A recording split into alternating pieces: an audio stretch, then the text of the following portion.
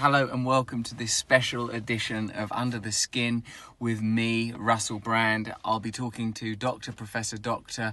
Jordan Peterson. I've spoken to him before, but this special commemorative, well, it's not really a commemorative chat, it's not a tea tale for the royal wedding between Meghan Markle and Prince Harry. It's to celebrate the release on paperback of my book, Recovery. Look at it now on Amazon. It's £6.50, I think, might even be £6.47. We talk about that book, Recovery. We talk about the principles of recovery as a road to enlightenment. We talk about Dr. Peterson's book, 12 Rules for Life. It's an interesting chat, talking about myth. We do, of course, go through some of the mainstays of Professor Peterson's canon of ideas that he commonly talks about. But also, I think we really get to the heart of it and discover some people think there's an exclusion of warmth, I think, sometimes when talking about Peterson's ideas and his insistence on individual culpability and responsibility. We get into that stuff quite deeply. I think it's a great chat. Those of you who don't know who Jordan Peterson is yet, where have you been? Obviously not watching him at the Hammersmith Apollo with 5,000 others. So yeah, we're talking to Jordan Peterson on Under the Skin. Thanks for joining me, and do check out my book, Recovery, on paperback. Thank you. Dr. Jordan Peterson, thank you for coming on Under the Skin. It's lovely to see you again. It's good to see you too. It's nice to meet in London. Yeah, it's different, isn't it? Both of us were exiled in Los Angeles in our last conversation, but I enjoyed it very much. I got a lot from it. I'm happy to talk to you on. This is very much home turf for me now. Mm-hmm. We're in London. We're in a publishing office. You have been promoting your book. I presume that's why you're here. Yes, and doing a couple of public lectures. How do you find that now? How are you finding... Well, I thought, in a way, I've been comparing you to the British opposition leader, Jeremy Corbyn, in that you've been doing this for ages, and now you're experiencing an almost perhaps unprecedented level of attention. But I'm assuming that your skill set is applicable. You're a lecturer, you're a clinical psychoanalyst, so it's not like, oh my God, there's cameras. Right. Well, and I mean, the large-scale lectures I'm doing aren't that much different in kind from the lectures I was doing at the university. I mean, the venues are larger, but the Hammersmith Apollo, 3,000 seats, I think, maybe more. There were 5,000 at the Apollo. Well, were you not nervous? I'm not as nervous doing that as I am often going to talk to journalists. Individual journalists. Yeah, because like the thing about those venues, there's a variety of things about them that work in my favor. I mean, I like talking to crowds. You know, I've always enjoyed lecturing. And so lecturing to several thousand people isn't much different than lecturing to several hundred people. But I also know that the people who've come they're happy to be there. Like I'm speaking to a welcoming crowd. And so, and it's all of the details are essentially under my control. So it's not, I'm actually enjoying it quite a bit. I mean, I'm apprehensive beforehand because you should be, you know. I want to do a good job, and I want to make sure things go well, and I want to get through the material properly and get a little farther in my thinking than I have been. And I'm trying to make each time I lecture better than the last time, and I don't, obviously, I always don't succeed at that, but it's good. I'm enjoying it. And my wife is a very good travel companion. She's very stable, and she helps me plan my days. And so we've got it down to a bit of a routine, I would say. Tammy is in the room with us. We have already met previously in Los Angeles. You won't be on mic. There isn't a mic, but it's just in case listeners are wondering why. Perhaps they might be able to detect in my voice that I'm occasionally glancing towards a spouse. The reason is because I am. Now, well, I'm curious. When you're... doing these lectures, is there not a performance component? Do you not feel like... definitely. Yeah. Well, sure. I mean, a lecture theater is a theater, you know, and a lecture is a form of theater. Now, it's a serious form of theater, but theater can be serious, you know, and there's because partly what I'm doing is I'm presenting ideas to an audience, but I'm also modeling the act of engaging with ideas, and that's the theatrical end of it. And I don't give the same talk twice. Like, I have my stories and I have my collection of things I know and I talk about, but I try to do two things. I'm always talking to specific individuals in the audience. And so I'm having a conversation with the audience. And so that's part of the dynamic element of the performance. And the other thing I'm trying to do is to further my thinking on the topics that I'm addressing. And there is a theatrical element to that, because it's like, I think the closest thing really that it compares to is probably stand-up comedy. Although I think the routines that comedians have are probably more well and formally practiced than the ones that than the talks that I engage in. I don't really think of it as delivering a lecture to an audience.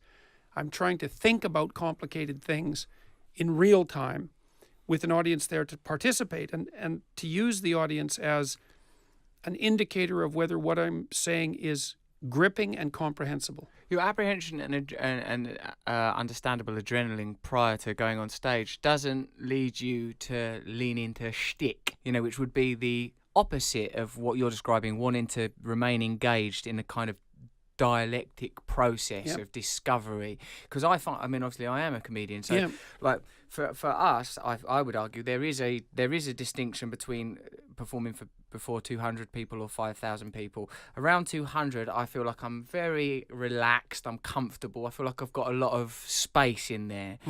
5,000, I feel like sharpen up now. You've got no room, particularly because the other crucial difference is there needs to be a laugh every 20-30 seconds. If there isn't, it gets pretty frosty up there.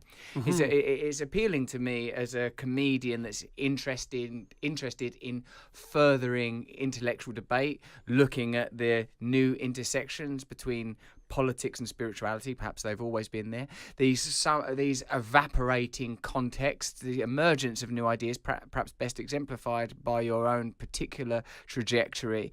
It's interesting to me that these spaces are now becoming available for forms of types of performance that aren't so contingent. It is on rapture and applause. Yeah, no, right.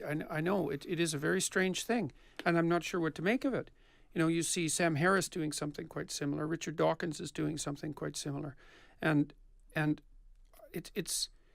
I mean, I was thinking, because I've been trying to conceptualize this, and one comparable audience or one comparable situation is probably that of stand-up comedians. Another, I suspect, are traveling evangelical types. Yeah. Because they're but of course what they're doing is explicitly religious.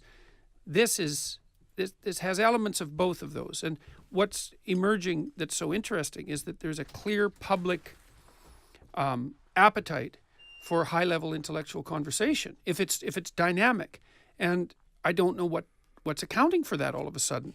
Maybe it's because these sorts of discussions aren't taking place like they should in the classical media space. You might be right there, Jordan.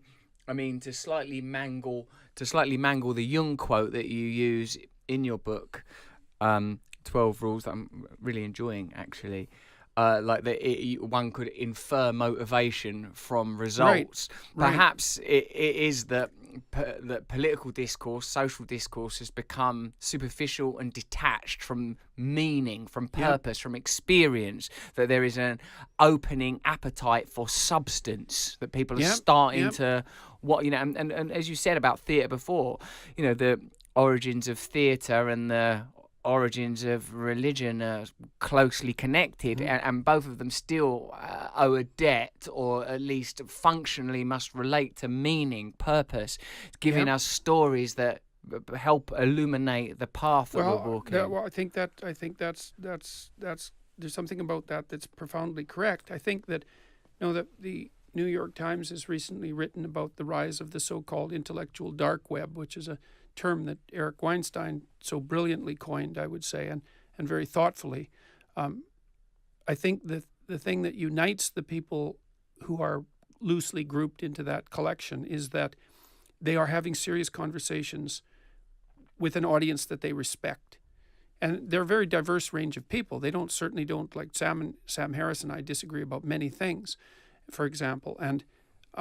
But Sam respects his audiences, and he's engaging them in extremely serious discourse about very deep topics, about the structure of reality, actually, and the relationship between science and religion, and I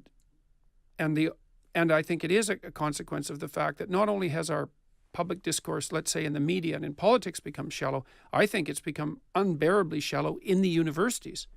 Really? So, yeah, well, because it's become so ideological, and it's just not helpful. Look, I was interviewed by a New York Times journalist last week. Nellie was her name.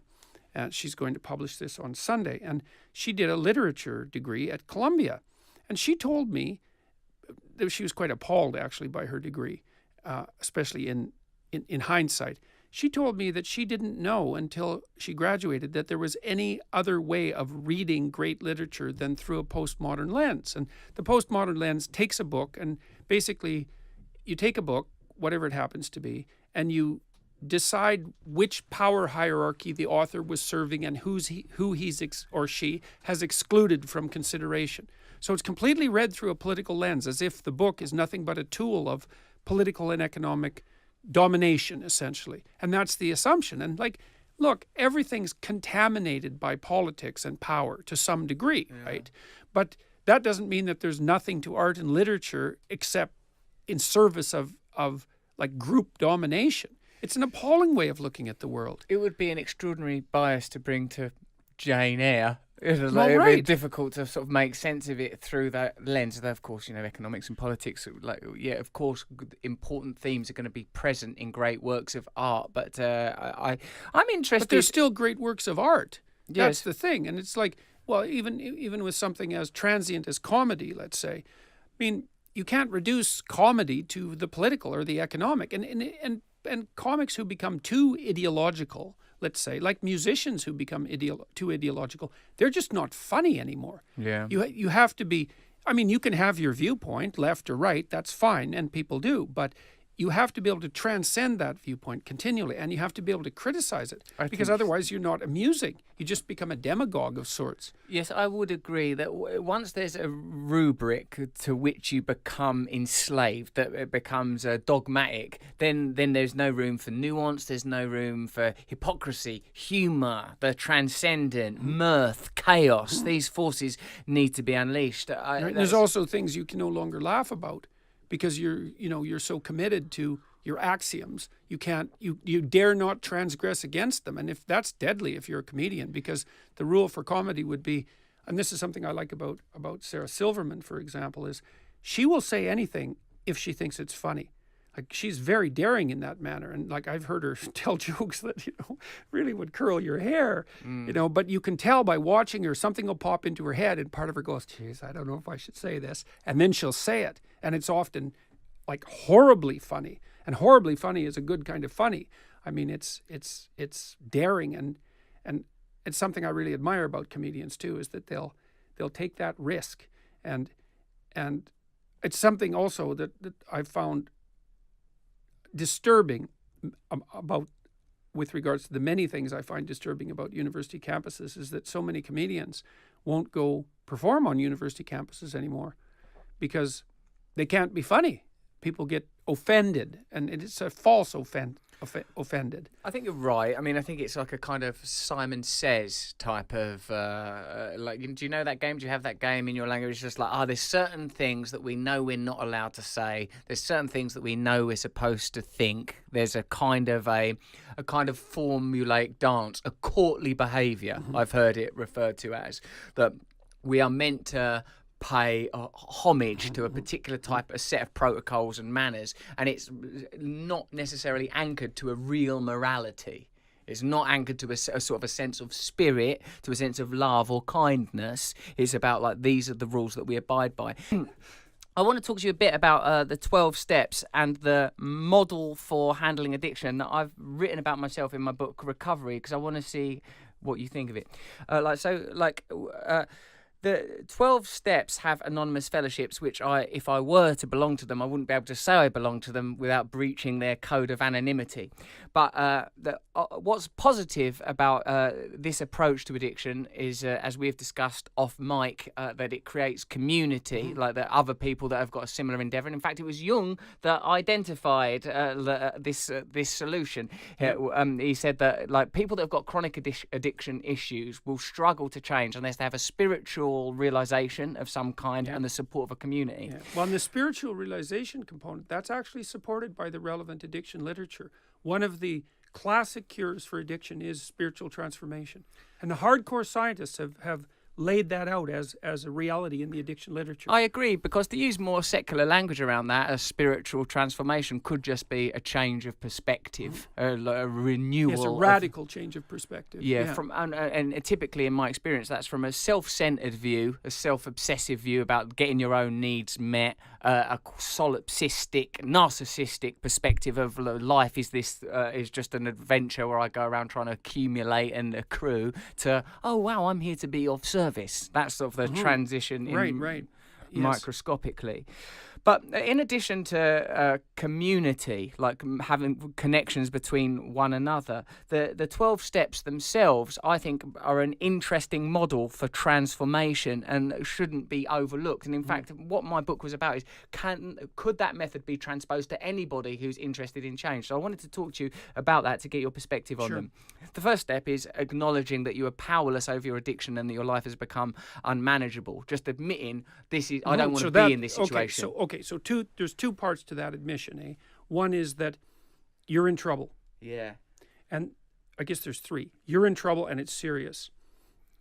Things could be better, and you don't have the wherewithal at the moment to make them better. So the thing that's interesting about that is there's a kind of radical humiliation and humility that goes along with that. So you say, I have a problem, and what I know at the moment isn't sufficient to solve it. Great, because now you've opened yourself up to the possibility of learning something. Because you say, well, I don't know enough to fix this. It's like, okay, well, you could learn. And one of the things that's so interesting about people is that if they decide they have a problem and they also notice that they could learn, the probability that they will learn goes way up.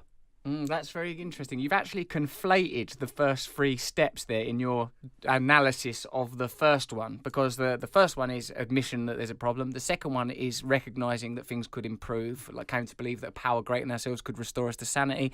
And the third one is made a decision to turn our life and our will over to the care of God as we understood God. So, like, and we could talk about that from a secular perspective. Well, we could talk about that from a secular perspective and say, well, there's a higher order moral principle that needs to be brought into the situation. And you sort of described that right at the beginning of the question, because you said, well, partly what you do when you move from an addicted state, from a psychological perspective, is move from a viewpoint of the gratification of immediate desire and maybe the accumulation of things as a marker of success, to the notion that, no, you actually have a higher purpose. And that higher purpose might involve being of service. That could be of service to yourself, which means you wouldn't be addicted anymore, because that's not a good way of being of service to yourself, but of service to yourself and the broader community, however you might define that. That's a higher order purpose, and it can integrate your motivations at a level that doesn't leave you at the whim of impulse. That's the purpose of a higher order motivation. So, okay, so we've got three. Yes, that's the first three, is to get you to that position where you're willing to change, believe in the possibility of change, and accept help in order to achieve that change. Yep. The fourth and fifth steps are about inventorying. This is where the 12-step program becomes a fusion of spirituality and psychoanalysis, because the fourth step is like a 4-column method where you write down a list of all your resentments in your life, your childhood resentments, your resentments against the government, people you work with. You write it all down, and then there's a diagnostic tool where you identify what it is in you that doesn't like that. And also, interestingly, in 12-step theology, let's call it, it says that any time that you are personally disturbed, you have to take responsibility for it to a degree. There is something in you that's being affected. Yeah, you should at least ask yourself that question. Yes. Like, is it me or is it the world? Yes. It's like, well, let's consider first the possibility that it might be you. I wrote about that in the 6th rule, right? Put your house Set in your perfect own order. house. Yes. In fact, I've got our 2 rule. I did a truncated and somewhat more linguistically explicit, an expletive-laden version of the 12 steps, and I've got your 12 rules for life here, and they don't necessarily correlate. But because say your first one, stand up straight with your shoulders back. That's a great chapter, I think, and I love the lobster stuff and the sort of the ancient, timeless, almost roots of hierarchies and the chemicals that are at play. What's happening when you're what is at play when we talk about self-esteem. and the sixth one, set your own house in perfect order. I suppose before you criticize the world. Steps 4 and 5 in a 12-step program deal with that. Inventory what's going on in your life. Right. Inventory what your baggage is and your own personal Well, narrative. you think it's very practical, Dad. It's like, well, let's say you want to fix up your house, which is actually quite a lot like fixing yourself up, which is a very common dream metaphor. Yeah. Well, the first thing you want to do is go look around and see what needs to be fixed. You know, and the interesting thing about that, and this is akin to what comedians do, is that as soon as you're willing to admit, comedians look at a problem and then rise above it right away and make a joke about it, but as soon as you're willing to admit that you have a problem, then you've immediately contacted the part of yourself that's at least strong enough to admit that you have a problem. And so the act of admitting the problem is actually the first step to solving it. Yes. You might say, well, and it's an optimistic step, because you might say, oh my God, I can't admit that I have a problem, because what if I can't solve it? Well, exactly. So then maybe you won't admit to it. If you do admit to it, you're simultaneously admitting to the possibility that you could solve it. Yes. And then it can actually become something that's optimistic. You can say, well, my life is horrible. It's like, okay, but I'm doing 50 things wrong. Well, great, I could fix those things, and then maybe it wouldn't be so horrible. The admission itself demonstrates progression and possibility for further progression. Exactly. I think it relates That's to why humility is always stressed in great religious traditions. Humility is precisely that. It's like you have to look at why you're not so good. Yeah. And you know, that has to break down your pride to some degree and your arrogance. It's like, well, that's great, because if you break down your pride and your arrogance, then you're primed to learn and you can solve your problems. So there's nothing in that. It's a bit crushing to begin with, because you might think, oh my God, there's really a lot of things wrong with me. Yes. But at least then you're on the road to fixing them. My personal journey of recovery has been like a kind of death. When I was 27, it was like the death of the drug addict self. That guy died. That's funny, because I told Tammy when we were coming here today that when you were 27, you made the decision to live.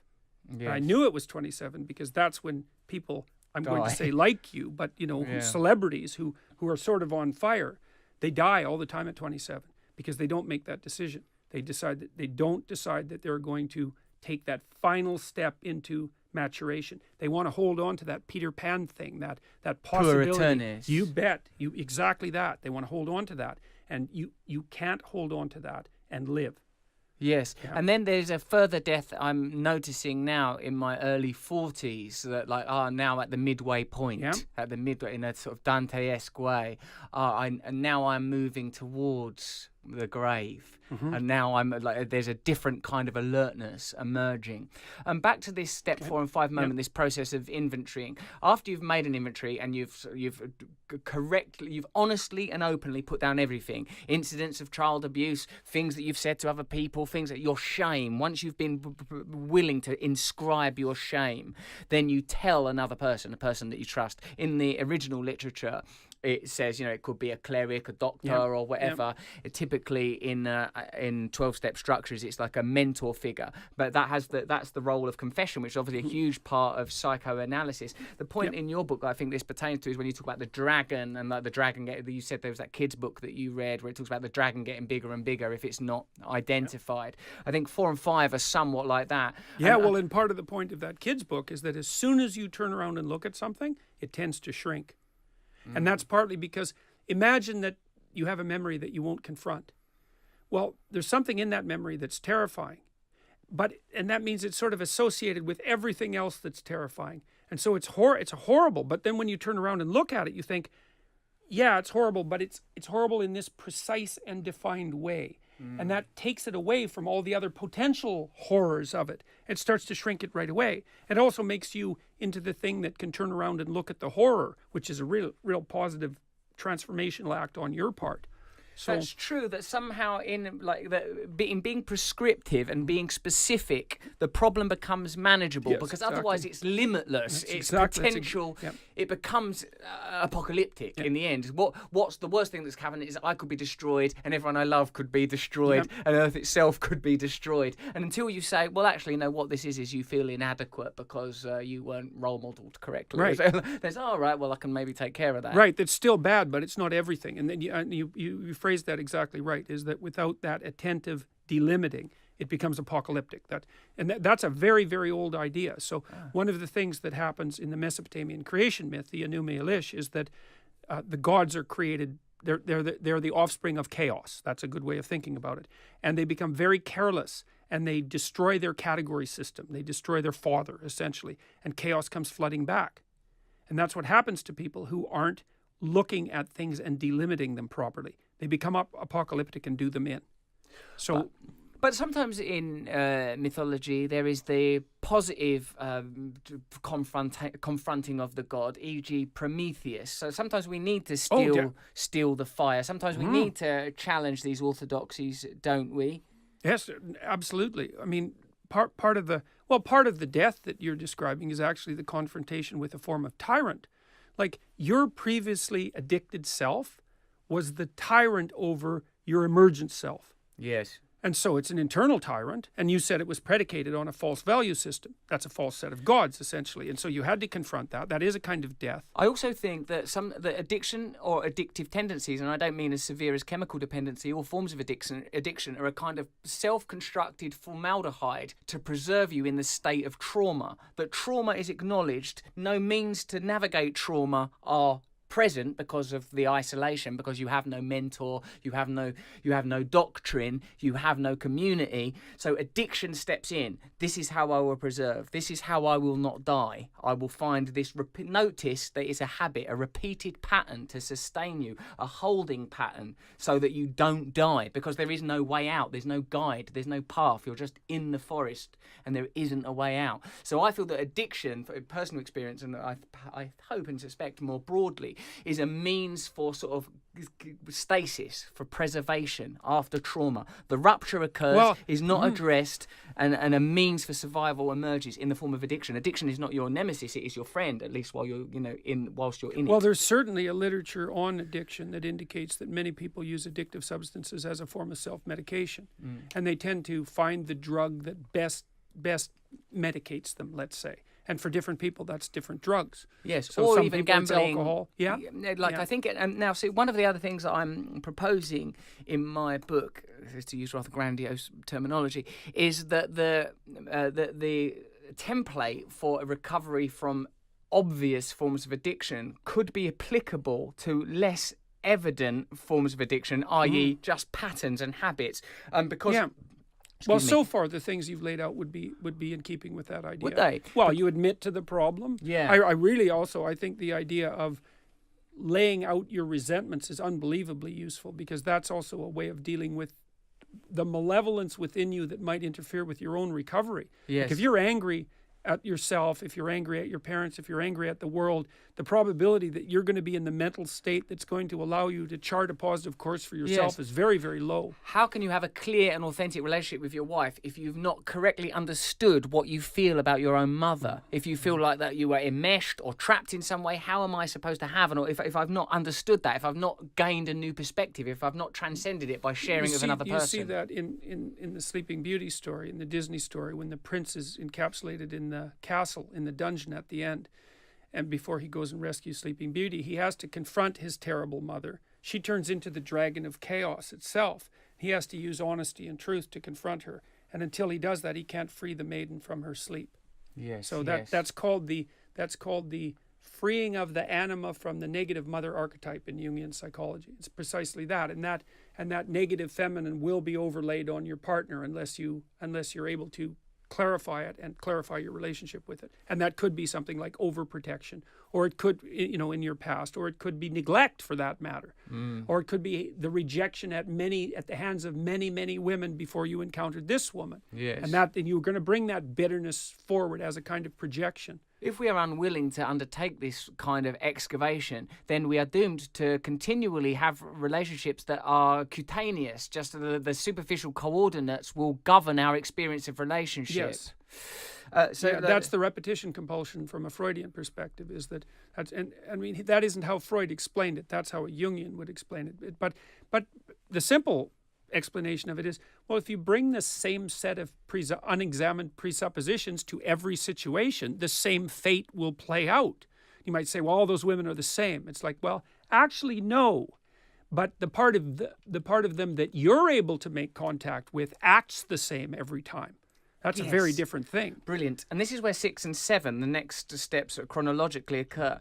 Like that 6, having done this inventory, you recognise what patterns have been at play in your life, which particular, in the lexicon of the recovery, defects of character have governed you. Often pride, wanting to control other people's perspective, self-pity, self-centeredness, intolerance, impatience, greed, jealousy, envy, lust, sloth. Right. That's where you identify the 7 deadly sins and how they play out in your life, essentially. Yes, and so and you become in the step 6 is about becoming willing to live differently, like saying, are you actually willing to let go of lust? Are you, or do you like lust when it comes to it? Do you like being impatient? Does it serve you in some way to be slothful? You know, It's highly probable that it does. yes, You know, it's easy, it's gratifying, it's powerful, it's pleasurable, especially in the short term. Like there are reasons that people are tempted by the 7 deadly sins. I mean, yes, they're they are tempting. kind of glorious. Oh, they are dark absolutely. glory They're and beauty. That's right. They have allure. that's exactly right. There's a dark romantic, and you really see that in the deaths of celebrities around 27. Is they fall in love with the allure of that kind of that romantic death, and it does them in. Sort of the anti-libido, the dark libido, the death force. Mm-hmm. So once you have diagnosed which particular defects of character have been most prominent in your path and become willing to let go of them, this, like it's step 7, is making a concerted and real effort to live without them. And this is where it kind of becomes... That's a sacrifice there, eh? That's what are you willing to sacrifice in order to move forward? You have to give up something that you love, and you may have to give up the thing you love the best. Yes. That's the fundamental sacrificial motif. Sacrifice is an unattractive idea in our society that's based on consuming and indulgence, and this is not something that I would lay. So this is again perhaps where you and I somewhat differ. Is that I would not, whilst this will not change without the individual's engagement, a kind of step 1, an acknowledgement that it needs to be changed. This is where I say there is a social responsibility that, for whatever reason, our society has become a manifestation of these darker impulses. These are the prevalent forces, at least in the kind of society I live in. I don't know what it's like to live in China or Libya. I'm just saying, like in London, like what you're Too hit much with. emphasis on immediate gratification. Too much emphasis on, because immediate gratification is a tool of consumerism. This would be my argument. So, like, but at this point in the program, it's where the spirituality becomes, I find personally, undeniable. That you have to call to something else. You have to, in a sense, lay yourself open. The idea of prayer becomes quite important. Now, See, so there's a Jungian idea there. So the Jungian self is the thing that guides the ego through transformations. So imagine the ego, which is what you think you are. Well, the thing about the ego is that the ego can be wrong, and the ego can die and be reborn. So what that indicates is that there's something underneath the ego that can guide that process of transformation. And partly what you're calling on when you call on this higher power is, at least from a psychological perspective, it's a decision to rely on that thing that can guide you through transformations. Yes, because surely, as we said, in relation to another, we are likely relating to a set of coordinates that we impose on, inverted commas, the female. The same would be true of the self, that we have created an impression, an egoic impression. We have constructed an artificial self, but beneath it there is a higher self or an ulterior self that can it's often composed of things that you refused to or weren't willing to develop. And so when Jung talks about, for example, the incorporation of the shadow, is that you've constructed an ego and there's things it can do and can't do, that it's allowed to do and it isn't allowed to do. And then there's a shadow domain that would consist of those things that you could do but haven't.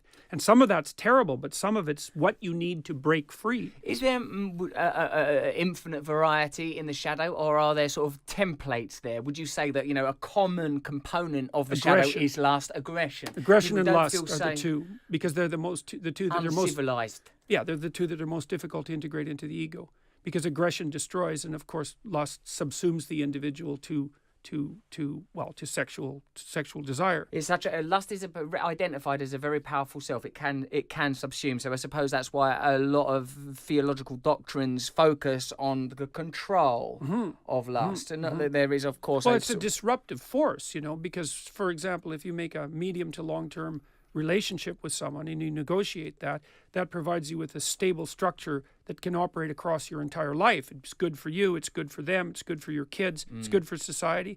But then if you're really attracted to someone momentarily, be driven to act on that, and all the rest of that can burn up. It's not good. And so it's no wonder that it's viewed as a force of tremendous disruption. Now, it's also a force of tremendous life, right? Because you want to be attracted to people. You want to have that vital libido as part of what's driving you forward, but hopefully it's on your side and not working against you. And so, if you're successful and you've put yourself together and you're disciplined, you should still be maximally sexually attractive, but it should be under your control. You're not the puppet of that force anymore. It's integrated into you. And that's a much better way to manage it. How do you, in your understanding, how is the shadow incorporated? What rituals, what ceremonies, what behaviours successfully incorporate the shadow? Say, using the example of lust, what's a way back in for the sort of for lust that has been disembodied or repressed? What's a safe way for it back in? Is there one? Well, I think part of it is to admit to your desires within your own relationship. Because you might say, well, I'm tired of my wife. It's like, well, yeah, maybe you're tired of the games that you're intelligent enough to play with your wife, but she's as pluripotential as you are. And so you have to admit to your desires, let's say, and maybe you have to make them consciously manifest within your own relationship. And then, and people can do that. People do that by dressing up or by playing sexually, I would say. Yeah, play. Because by play, exactly that. And play is a transformative element. And that should be, and it might be that you're uncomfortable with the idea of your wife as sexual plaything because you think that a woman who's married should be proper and prim and should only behave sexually in a certain way. In which case, well, that becomes sterile and dull and you're more likely to be tempted by something on the outside. For me, that's a very obvious example of how habitualized thinking is prohibitive even without reaching the extremes of self-destructive addictive tendencies. If I have a habit of regarding my wife as object A, even if that's not objectification as we typically take it, but limiting beliefs about my wife, the tools that break down addictive thought patterns could be used to create new terrains, new liberty, new play. Thank you. So once you've done up to step 7, which is essentially step 7, you're right, it's sort of sacrifice of the old self and handing over to some kind of sublime divine self. The step 8 is you make a list of people that you have harmed and become willing to make amends to them. So you look back at your past and go, God, I shouldn't have stolen that. I shouldn't have done that. I treated that person badly. That was wrong. I lied. So it's moral. It becomes quite a moral process. Yeah, and that's a real repentance, right? And atonement. Atonement is at one meant. Yes. And if you're carrying transgressions that you regard as transgressions now in your life, then you don't want to carry those forward. You want to step forward in life without that moral burden, because you'll have contempt for yourself otherwise, and you won't take care of yourself. Also, in a sense, what we were talking about allowing lust back in, incorporating lust. Just then, this is a broader method for incorporating annexed aspects of the self. Like, how can I fully love myself if I know I treated that person abominably? Well, if I go back and say that was wrong, I did you wrong, I owe you an amends, you invite that part of your life in, you amend your path through life, as well as teaching yourself that is not the way we proceed anymore. That's step 8. And that's a real that's taking out, that's real action in the world. It's not a hypothetical at that point, right? Yes, it's kind of like telling people what you've written down about your faults. Yes. Because it makes it real when you're acting it out with someone else. It's not only a mental thing at that point. And doesn't it furthermore indicate step 8 is done separate from the step 8 is write up the list of people. Step 9 is now go do it. It makes the distinction, I think, to create a space for you where you're not continually thinking, I'm not fucking doing that. I'm not going to apologise. I was abused by them. Fuck that. They did as much wrong as I did. Which is not the point, right? It's not the point. No. And also, I think they might have done more wrong than you did. Yes, but you're still stuck with the fact that you did something wrong. That's right. And that's not good. And if you refuse to surmount the obstacle of some arbitrary measure of who is more wrong, then you continue to cast yourself in victimhood. Yeah, that's right. You have no personal autonomy. That's exactly you right. can't choose to go through your life. It doesn't matter if you're only 5% at fault. And it also doesn't matter if the other person apologizes to you. They should. It would be better for them. It might make things lay out. That's not the point. And this perhaps is where what I think is significant, that now your life has become not a negotiation between you and other beings as they materially present themselves, but between yourself and this higher purpose that has been declared earlier, that you are now operating on the, in inverted commas, spiritual plane. You are no longer about, if I do that, I'll get that. It precisely doesn't matter if the other person goes, I don't care if you apologise or not, See, fuck in off. religious language, that would be expressed as the discovery of your Father in heaven instead of your earthly father, because your Father in heaven would be the higher spiritual authority to which you owe allegiance. And you can think about that either in religious terms or in non-religious terms, is that what you've done is you've, in some sense, is you've abstracted the idea of a higher authority and a higher purpose, and you've decided to devote yourself to that. That's a religious act. And that's precisely antithetical to postmodernism. It's saying that no, there is an essence, there is a code, there is a way, there is a truth. That's right. That's what is precisely antithetical. Yes, because the postmodern claim is that there are multiple ways of looking at the world, many ways, and that's true.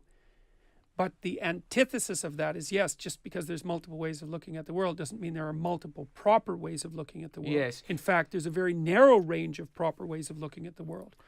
My concern with atheism has always been its sort of easy affiliation with nihilism. Well, why don't we just wander in the street and start fucking people then? That's where my mind immediately goes. Right, if there is not an order, why not just smash everything to smithereens? And you're saying ideologically that is what's happening. Ideologically, we're deconstructing God, we're deconstructing morality, we're deconstructing gender, we're deconstructing. That's right. And that was the danger that both Nietzsche and Dostoevsky pointed to clearly. It's like you dispense with the transcendent principle, and you open up the landscape for impulsive nihilism. What are they responding to? Post-Enlightenment rationalism? Is that what Dostoevsky and Nietzsche are responding to? Why are they writing about that then? They were responding essentially to the idea of the death of God.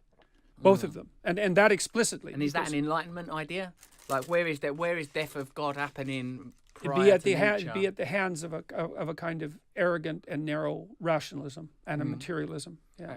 And the exposition of, the exponentially that has led us to where we're going now, which is a kind of, okay, we're sort of digging the earth from beneath our feet and putting ourselves into the abyss. That's right. That's the hypothesis precisely. Yeah. Yes. 10, 11, the last three steps. Step 10 is continue to make inventory. So like let this process continue. Like for me in psychoanalytic terms, I see a therapist obviously. Like is when there's a moment I know any spike in my energy. If I go, oh, I felt that was interesting. I felt jealous there, or I felt small in that moment. Right, exactly. These are the moments I know and go, oh, how was I participating in that? What belief of mine was being challenged? Is that a helpful belief? Belief being a thought that I like having. 11. Right, that's a kind of consciousness. It's like, well, I'm going to fall apart. I'm going to make mistakes. I don't want to make mistakes. I'm going to keep an eye out for when I do make mistakes, and I'm going to make them conscious, and then I'm going to try to work on them. Yes, bringing them into consciousness, because my number one fear on a personal level, and possibly on a social level, I don't know quite how to extrapolate or conflate those two notions, is unconsciousness. I get very afraid when I'm dealing with unconscious individuals, when people don't know why they're doing what they're doing. You may see this in sort of violent rage, or even in less dramatic or theatrical behaviours. There's the great idea that lurks at the bottom of the Christian mythological tradition is that a little bit of consciousness destroyed the original paradise. We became conscious enough to be aware of our own mortality. But the cure for that is way more consciousness, not a return to unconsciousness. Yes, there's no going back. There's no going back. I sometimes think the plethora of zombie movies is, they don't know they're already dead.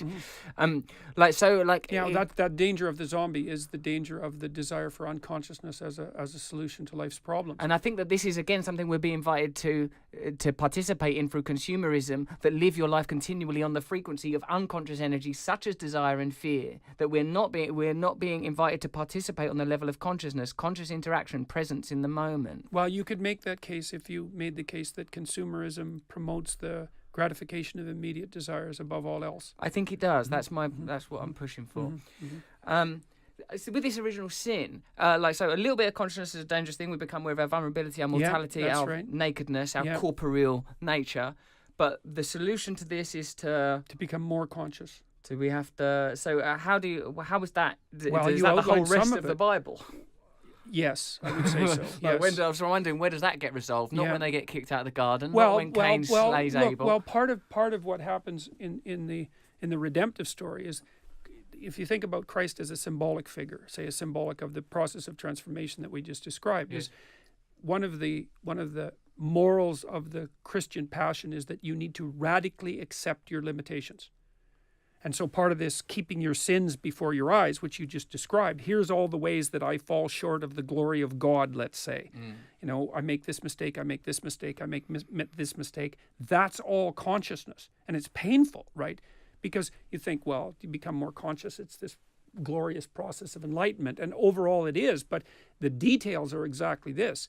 The things you need to become conscious of are precisely those things that you least want to become conscious of. And that this is the motif that Jung identified in the alchemical tradition, because the alchemical motto, so to speak, was that which you most need to be found, that which you most need to find will be found where you least want to look. Yeah. Right. Yes, and everyone knows that's true. Like, you tell someone that, they go, oh yeah, I know that's true. So, and that's also the greatest barrier to enlightenment, because if enlightenment was all, you know, tulips and sunshine, then everyone would be enlightened. But it's not. It's this continual bringing before yourself all your proclivity for transgression. And and obviously, because how are you going to solve your problems if you're not aware of them? People don't want the old discipline, do they, Jordan? Well, it's not surprising, you know. But the alternative is far worse. That's the thing.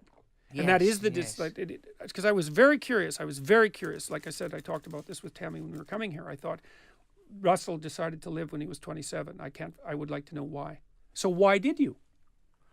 Well, why did you make the decision to not allow what was consuming you to kill you? In a sense, it was taken out of my hands. For the first time, I encountered positive male authority figures, curiously, or at least that were able to address that in particular. I was sent to a treatment centre. I had 3 months. I had time to think. I had time to... I passed from childhood directly into addictive behaviours. In fact, those addictive behaviours were already present in childhood in a less toxic form. You know, my relationship in retrospect with chocolate was addictive. My relationship with pornography as an adolescent, addictive. I was using it for medical purposes.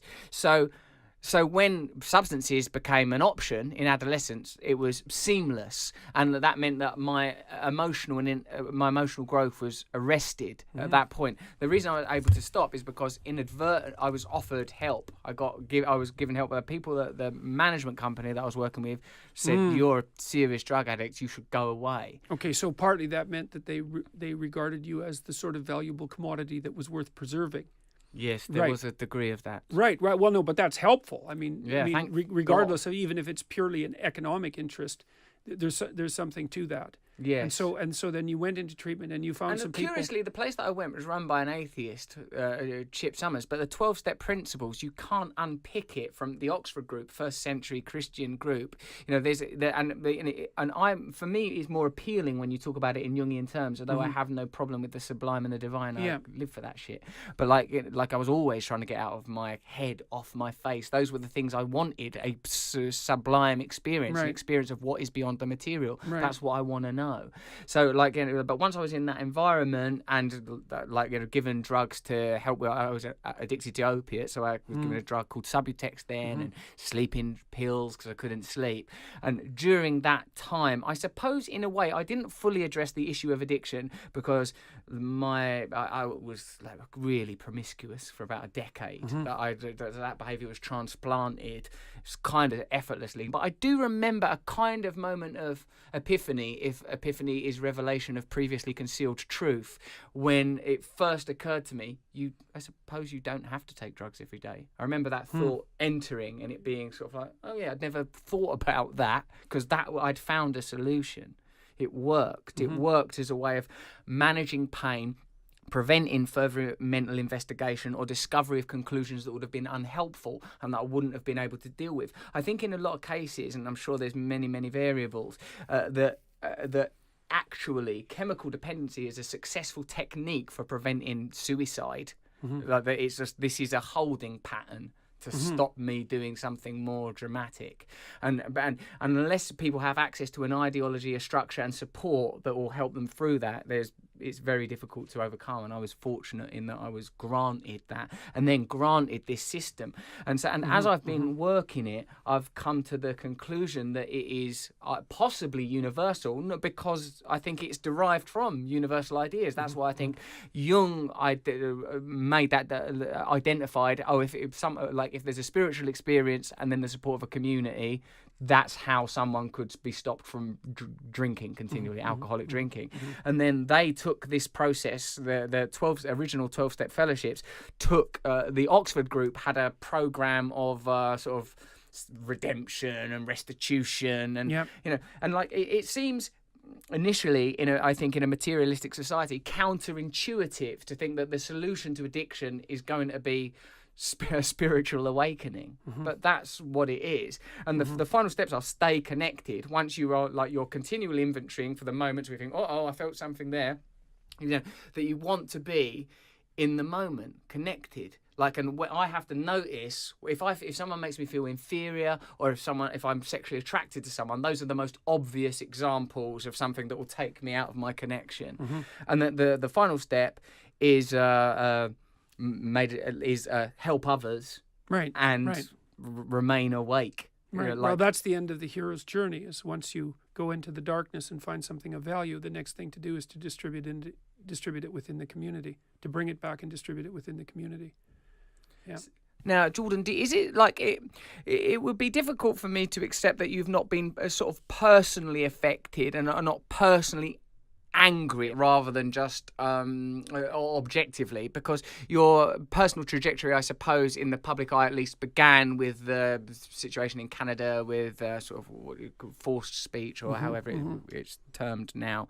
So are you able to distinguish between your sort of sense of personal irritation? Because I think for most people, and tell me whether or not you think this is right, that academia seems like an ancillary area. It doesn't seem mainstream to most people, but to you it seems sort of very vital. But you are an academic. Well, okay. So there's two things there. I mean, people regard academia as ancillary, but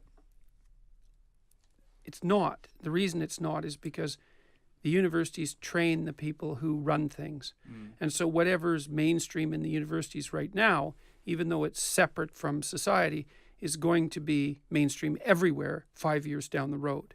And so that's a big problem. You think it's the vanguard, academia? Oh, definitely. No, there's no doubt about it. Do you think what's happening now in terms of media and politics, you could preemptively have diagnosed that from what was happening 5-10 years ago? I think that in some sense I was preemptively diagnosing it, because I've been watching the politically correct postmodern types for quite a long time. And one of the things I noticed about 6 years ago, there were two things that I noticed that I really didn't like.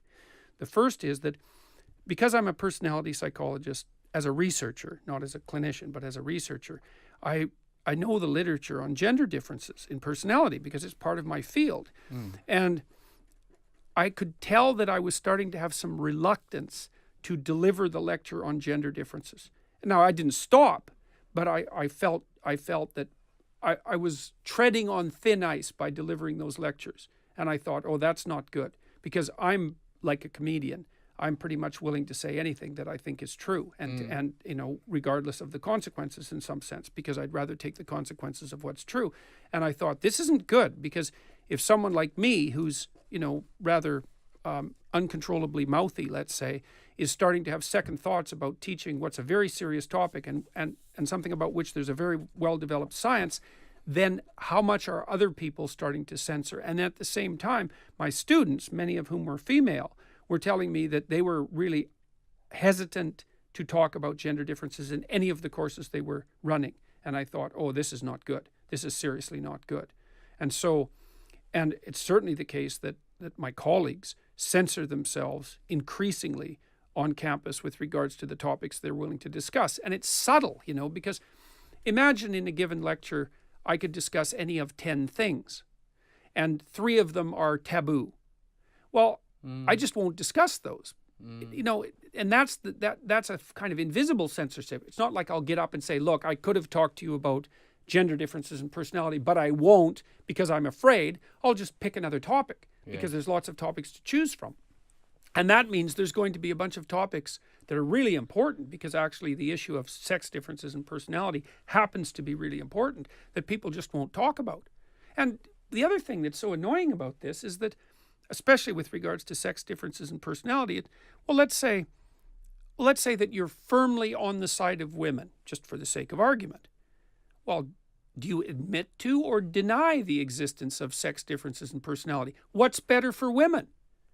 Well, the radical leftists basically say, oh, well, if you talk about sex differences, then you're part of the oppressive patriarchy and you're attributing to women a different kind of temperament in the attempt to continue the suppression. But I could just as easily say, it's like, well, wait a second. Like, if you want to give the individual the greatest degree of freedom, you say, look, you're different from another person. You're different on the basis of a variety of your characteristics, sex being one of them. That's going to have some effect on what sort of choices you want to make in your life. It's like, go ahead and make whatever choices you want, as far as they're a direct expression of your being.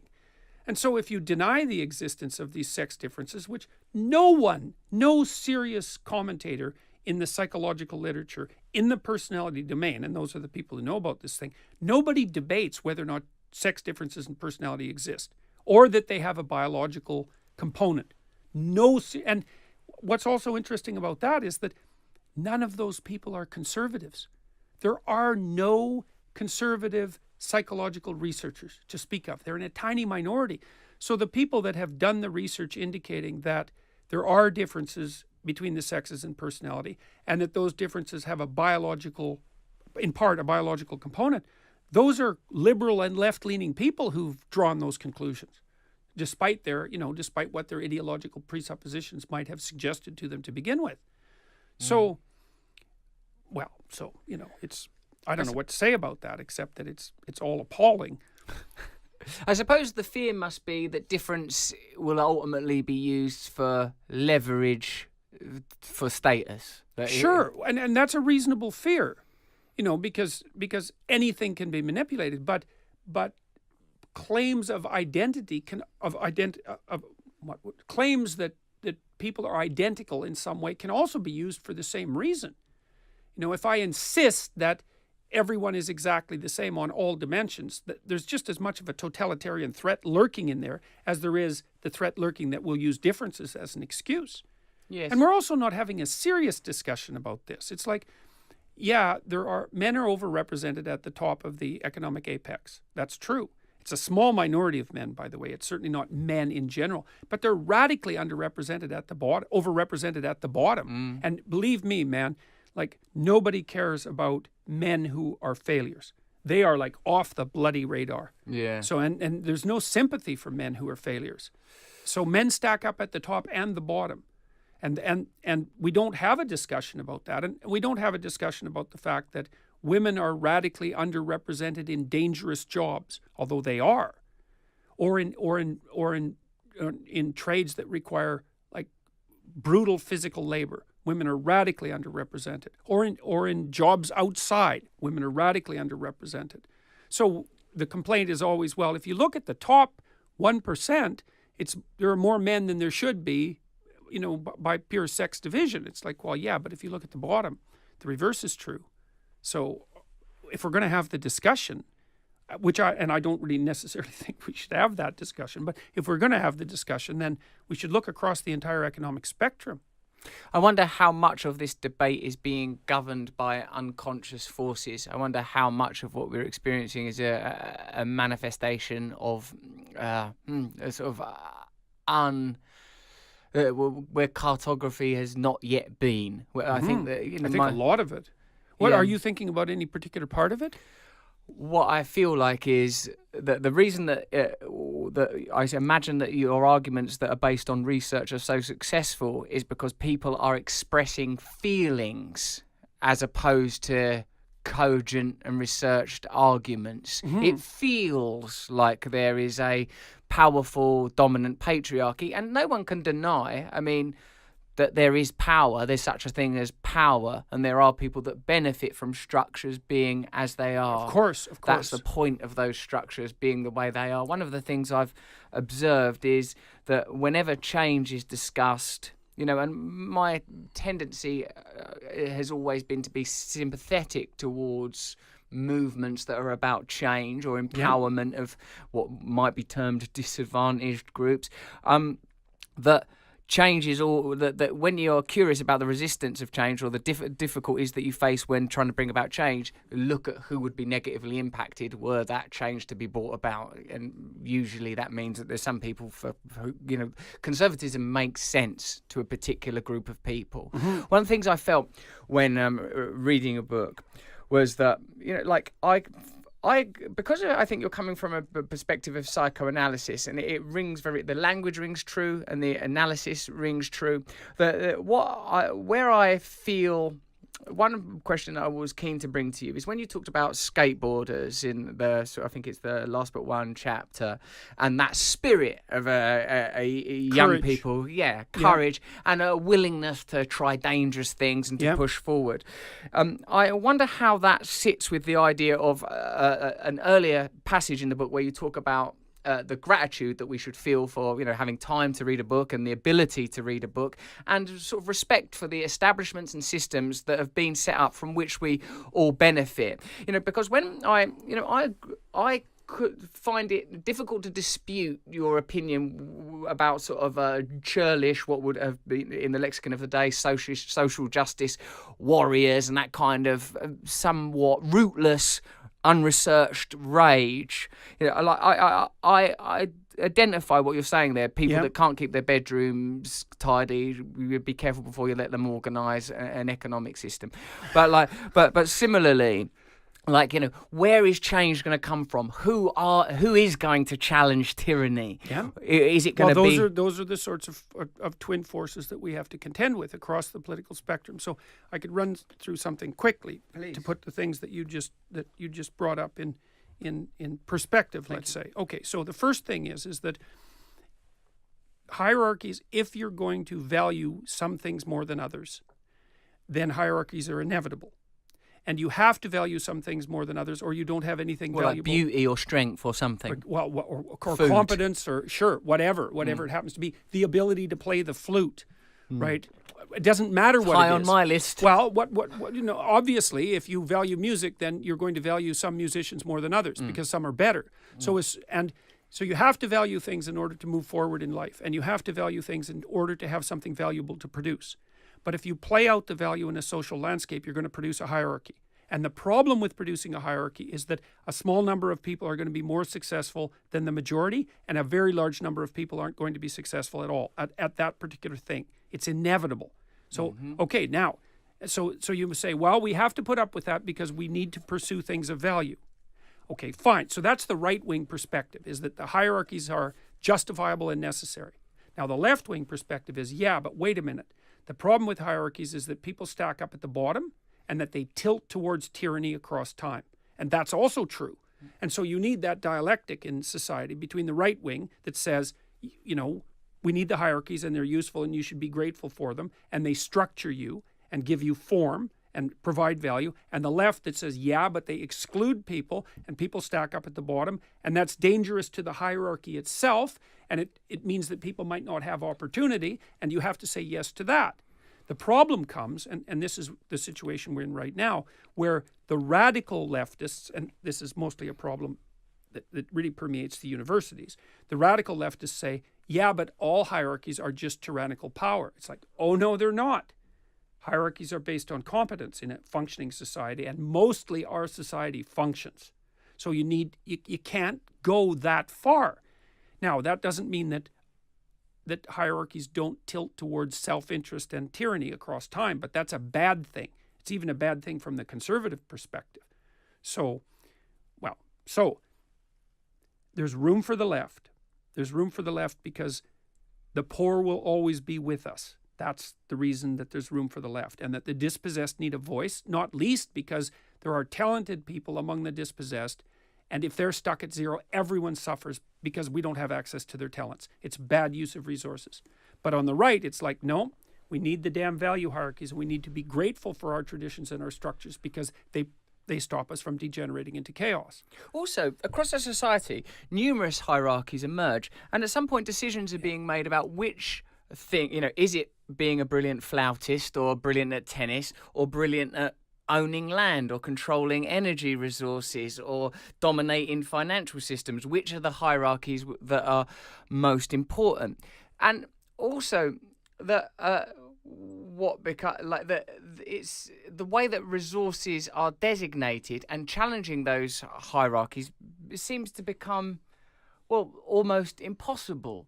When I was leaving the hospital, the brilliant hospital that's been taking care of my mother recently, I sort of like, when at the level of crisis and trauma and tragedy, they are excellent. They've got the sort of the best doctors. The guy Martin Griffith that operated on her bowel, he's like a fantastic surgeon. It's in fact him that Trump was quoting when he talks about European hospitals with blood spattered floors from knife crime. It was a sort of a mangling of a quote that this Martin Griffith had given. And then sort of like I step outside, like I'm driving along Whitechapel Road, and there are electronic advertising boards, and that require energy to tell me to eat, McDonald's or Kit Kats or whatever.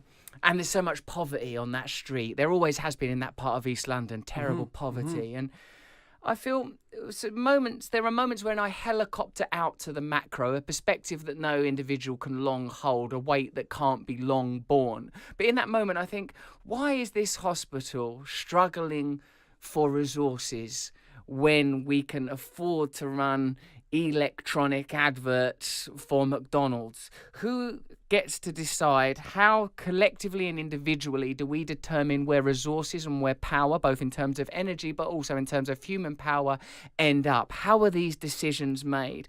And as you say, among the dispossessed, there are great resources, great talent. One would imagine, if the research were possible, to the exact same degree as there is power and talent among the possessed, because it's normally an accident of birth that decrees. And reading about your early life in Canada, in a blue-collar community, and the sort of the mental health issues and the anger and agitation that grows there, so much of that is about resources, the dispossession of the native people of that area, the mental health issues of your friend Chris. Like that, for me, we that are rising through these hierarchies, we that have experiences of both sides of that line, well, we are now challenging this evolutionary force. We are now in a position to talk about these hierarchies, how they're ordered and how they're organised, and whether there is room for negotiation. Well, it's up to us to do that. Because we have mustn't to keep, we? Well, So don't you think there's a risk in conservatism of saying, well, this is how the cards have fallen? And of course there is. That is the risk in conservatism. So how do we confront that? Well, the risk is that the hierarchies ossify and turn to stone, and then there's no mobility. And the idea that things can turn to stone and they become tyrannical is an extraordinarily old idea. For example, in the story of Exodus, the story of Moses, so the Egyptians are portrayed in that story as tyrannical conservatives, essentially, right? And they're masters of stone. And Moses is a master of water, and water is the thing that dissolves. And so that drama is being played out in these stories that are thousands of years old. And in the Egyptian story, the ancient Egyptian story of Osiris and Horus, Osiris is the old king who becomes too rigid. And what happens to him is that he's dismembered by evil. That's the consequence. And so even the Egyptians long ago knew that the danger of hierarchies is they become static and corrupt and tyrannical. And so part of what we do in our ongoing political dialogue, and when it's genuine dialogue, is to say, well, look, do these systems have it? We need them. They're not avoidable. But are they functioning properly? Are they loose enough so that people can move? Are they serving the broader good? Or have they degenerated into something that's too tyrannical? Now, you kind of pointed to both of those in the way you formulated that question, because you said, look, well, my mom was in the hospital and she needed care. And I found a surgeon who was an excellent surgeon. And so what you did there basically was take a bow you bowed before the functional hierarchy of the hospital and said, look, the greatest surgeon actually rose to the top, and thank God for that, because otherwise my mother would be dead. It's like, yes, that's a competency hierarchy. And it could be contaminated by tyranny, in which case it would be the brother of some powerful person who ended up with the surgical position, right? And then everyone dies. And that does happen in many, many cultures where nepotism or connections define your position on every axis. But then you said, well, but I went out of the hospital and I was driving down the road and I saw what appeared to be a misallocation of resources. Mm-hmm. And what we have to do about that is have a discussion about it constantly. It's like, are we allocating resources to the appropriate place? Now, the other lurking problem there is, to what degree do we decide about the allocation of resources by voluntary effort, by planning, and to what degree do we let the market take care of it? And that's also something that continually requires negotiation. Yeah, that market, mate. We can't trust that. Well, that's the question. Is people talk about it like it's a neutral thing, but it's just a conglomeration of interests of the powerful. Well, it's a bunch of things. I mean, it's that. It can be that. But it can also be the way that we collectively value things. Like, let me give you an example. Yeah, but look at our collective values, and I'll just quickly say this. Yep. Because I heard this thing in Sweden. They regulate and control access to alcohol at a state level. Like, off licenses or liquor stores, they're sort of socially run, and like they're not allowed to be advertised in Sweden. You know, Sweden, I guess, is one of those havens of what you might. I don't know what your views are of Sweden, but I see a lot of stories about Sweden that seem a bit like. I don't know, Sweden comes across as, a sort of this sort of postmodern democracy almost in some respects. Anyhow, I thought it was curious that they control alcohol in that manner. And I envisaged that sort of breweries and liquor distributors would say, hey, that's not free market. You're controlling access to, people's access to alcohol. As if somehow the free market was neutral. But there is no neutral. If the market is what has the power, people's desires will be overly stimulated. If people have McDonald's advertised at them or alcohol advertised at them, people will bloody eat McDonald's and alcohol. There has to be some moralizing force. There has to be something that's not economically led, that's not the manifestation of greed, that's in the conversation. Someone in a secular society where there is no reasonable or trusted voice of God has to be able to say, don't drink too much alcohol or eat too much McDonald's, because otherwise people will. Okay, so see, I think the most effective solution to that problem is to have the economic system run, let's say, by distributed individuals who are themselves aiming at a higher good. So I think the most effective way of regulating the market, so to speak, is to improve the moral character of the people who make up the market rather than directly regulating the market. And I'll not that the market doesn't necessarily need some regulation, because you might say, well, how about we don't devote alcohol advertising to children under 10? Most people would agree that that's a reasonable perspective. And so that is limitation on market forces. And there are places that you can find that limitation being accepted by almost anyone. But part of what you're pointing to is that if the only thing that's governing the market is concern for pure market success, then the market can produce all sorts of excesses. But I think what you want is to help orient people towards a transcendent good that's over and above market interest. So you might say, well, what interest should you serve as you're trying to be successful as a comedian, and while you're trying to make a living as a comedian, say? You might want to make sure that you're conducting yourself appropriately in the marketplace. You're concerned about yourself, but also your future selves, because you have to take, and that's partly why addiction is such a catastrophe, right? Because it's great in the short term, but it's not so good in the medium to long run. So you have to take care of yourself and your iterations through the future. You have to take care of yourself in a way that you're taking care of your family. You have to take care of yourself and your family in a way that you're benefiting the community. And that should be foremost in your mind. So then when you start to make economic decisions, even in your business, you're not saying, well, I'm going to do whatever I can to make as much money as I can. You're going to say, I'm going to do whatever I can to make as much money as I can, while also making sure that I'm taking care of myself and my future selves and my family and my community, and being like grateful for all of that and serving it properly. And then I think the market can work more effectively, but still might require some discussion around the edges, because, nothing is simple. So the reason that I'm concentrating on the individual and individual development is because I think that's the best way to do that regulation. I think that's important. I think it's non-negotiable. I think it's necessary. But I also believe that if you have a society that's predicated on some of the worst aspects of human behaviour, lust, desire, fear, if lust, fear and desire are so high in the mix, if you're continually being prompted towards onanism and consuming, I think it's that individual improvement will be insufficient. I feel that your success is...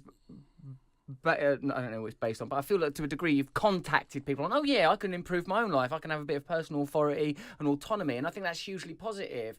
But if every time you step out of your house, every time you interface with society or pick up your phone or look at a screen, the aspect of yourself that's being nurtured, that's being invited to participate, are the lower aspects of your nature, because those are the most successful routes to a person's decision-making impulses, then I think that it's difficult to exceed. I think it's difficult for these individual projects to succeed. I think that certain people will that message will take hold, but others it won't. So to some degree, I feel like I ain't like a big fan of regulation. I understand your irritation about what's being like this sort of a postmodern deconstructionalist argument of let's destroy God, let's destroy all categories, man, woman, none of it's real. I believe in essence, the humours, the deities, the gods. I feel these things are present. But I feel that we're already being subject to a kind of invisible tyranny, that it's already happening. And I don't think it's happening as a result of like some critical theory, post-Marxist. Like, I feel that that's not where power is. That feels like it's sort of bullshit. We could but it doesn't feel like it's as fucking powerful as GlaxoSmithKline or like, it's not as powerful as Halliburton or like, that's what I'm interested in is power. Real power, and how power is functioning and how power is negatively impacting ordinary people. Well, I think it's perfectly reasonable to point out that there might be multiple ways that people experience tyrannical oppression. Because every hierarchy is going to tilt towards tyrannical form in its own particular way. And so I've been concerned about what's happening in the university on the radical left. And your concern, the concern that you just brought up, is something like overwhelming large-scale corporate dominance. And I think that's also a reasonable set of concerns. It might not be for the best, for example, that all of our communication is filtered through Google. That might be a bit too much.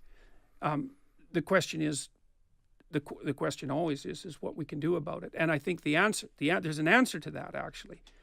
The answer is we can leave people's ability to communicate untrammeled. And so that's why I'm an advocate of free speech. We can leave people's ability to communicate untrammeled so that we can have intelligent discussions about those problems as they emerge and hopefully work towards solutions. Because we can't just generate a structure of rules that says, well, here's the 10 rules that are going to deal with that complex situation.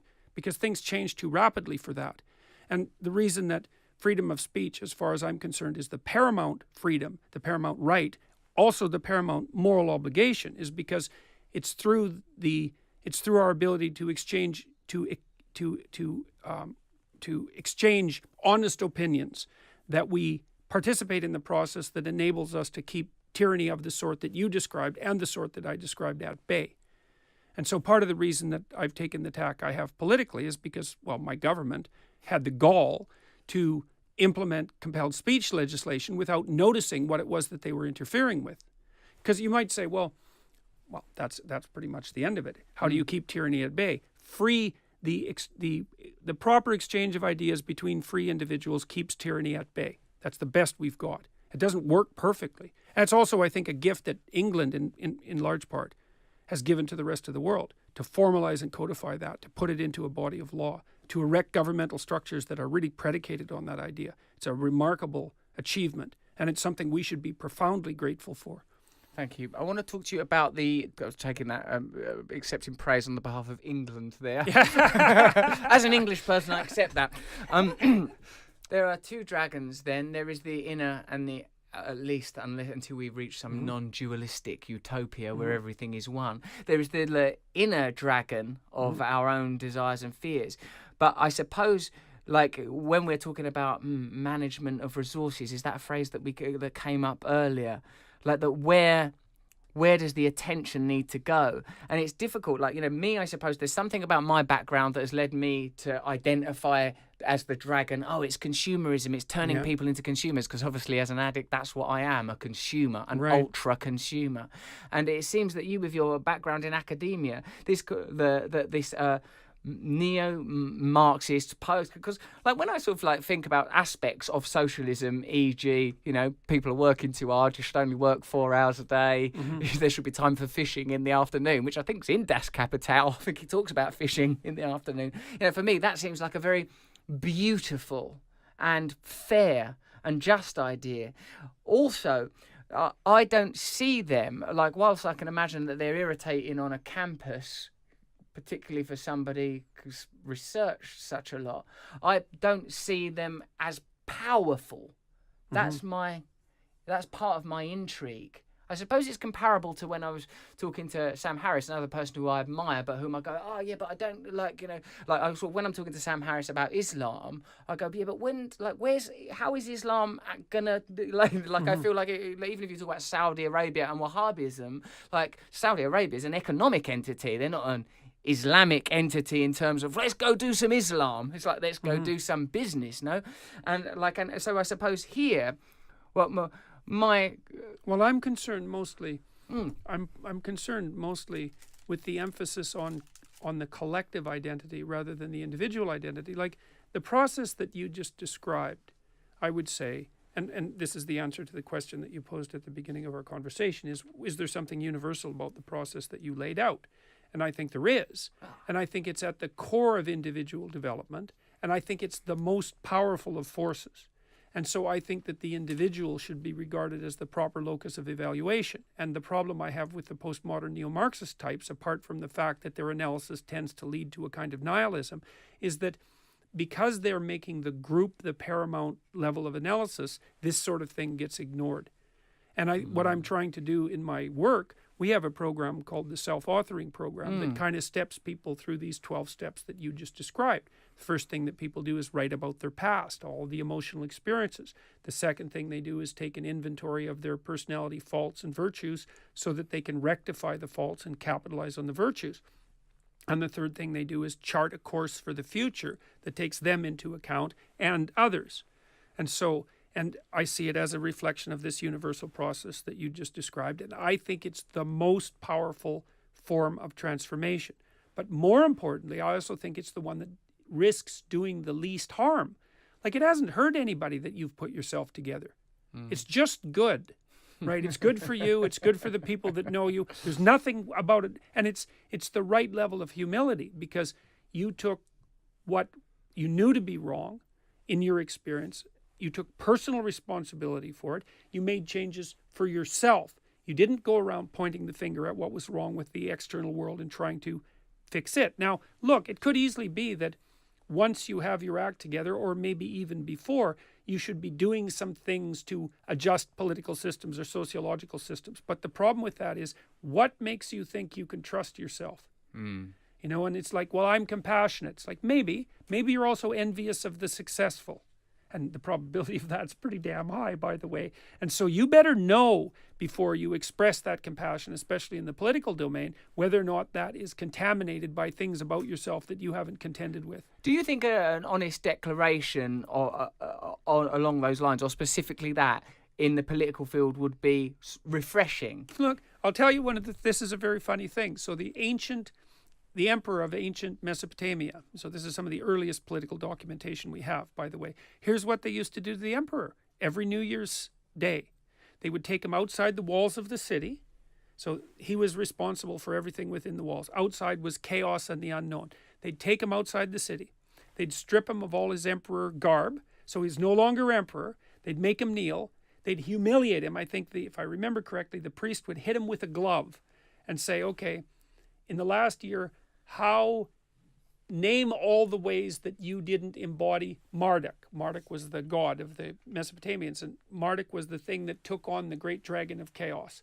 And so it was the responsibility of the emperor to kneel down and say, here's all the ways that I haven't been acting out my proper self and have brought the kingdom into disarray.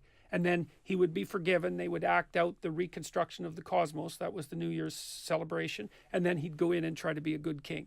I like that. So yeah, no kidding. Absolutely. It's like the confession of the emperor. Here's the way I haven't been good. Are there any comparable, are the powerful held up to that kind of evaluation in We don't have any rituals form for now? that.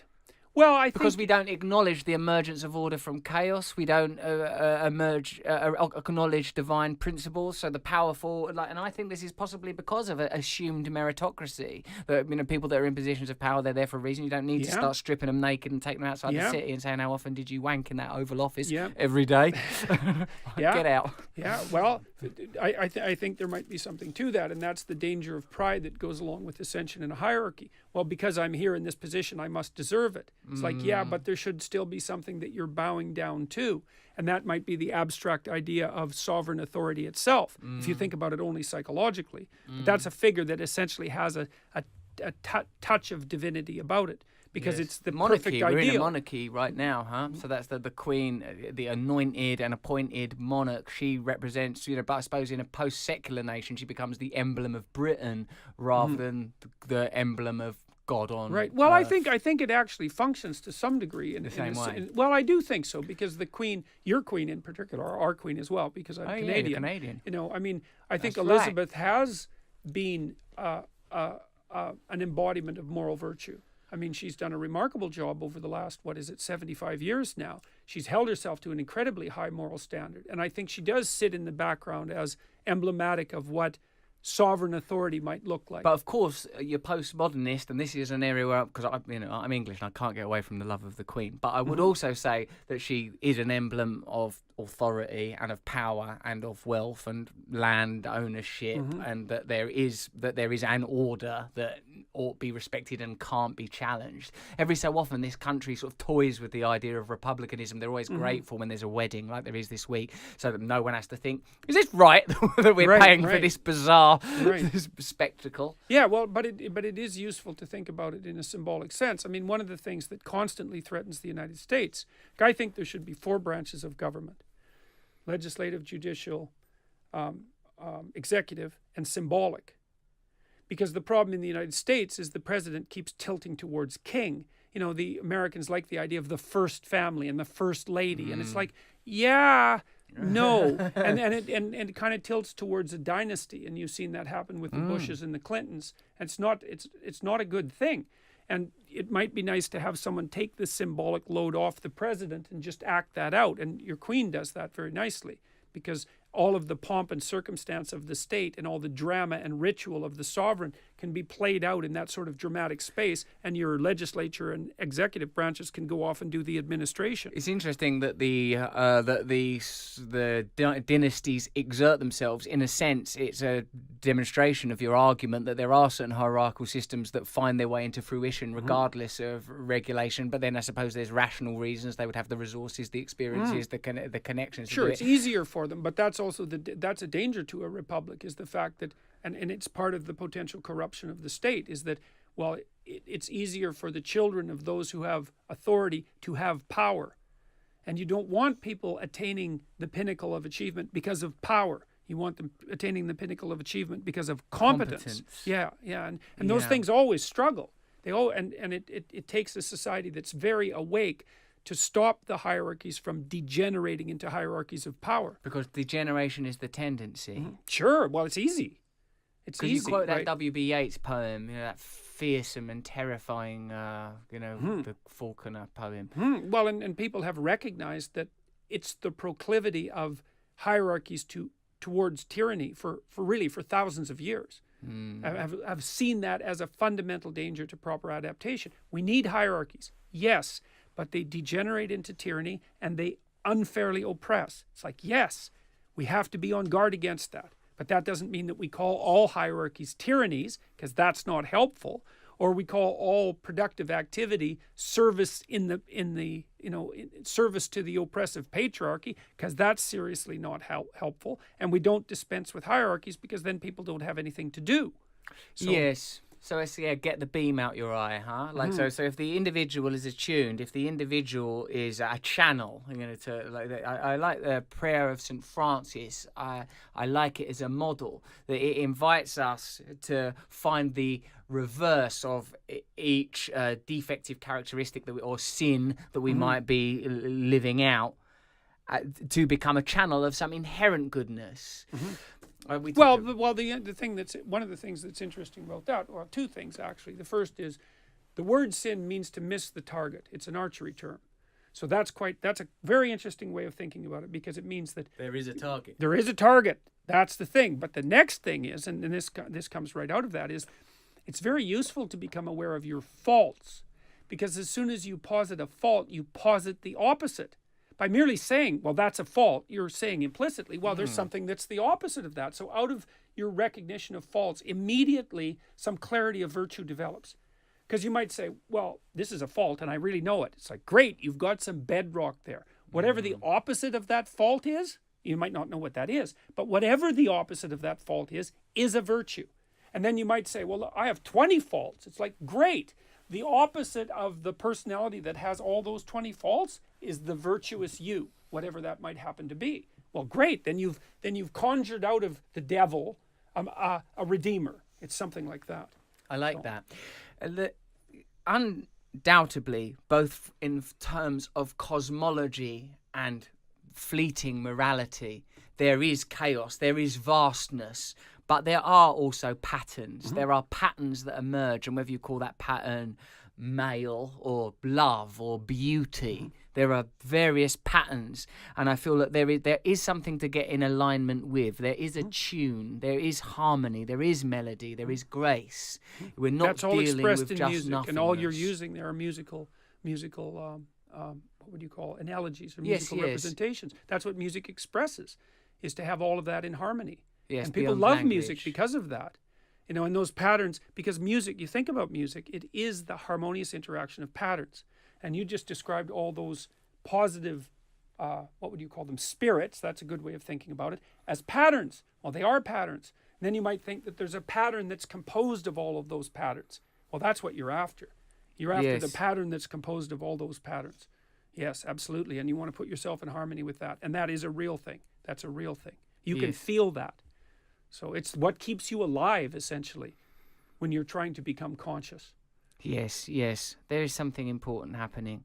I feel like what we were saying before about the acknowledgement of difference needn't infer inferiority. That is something that we must definitely invite. not. Well, we should be actually... Well, and this is part of what the radical leftists keep saying is, well, we should celebrate diversity. It's like, yes...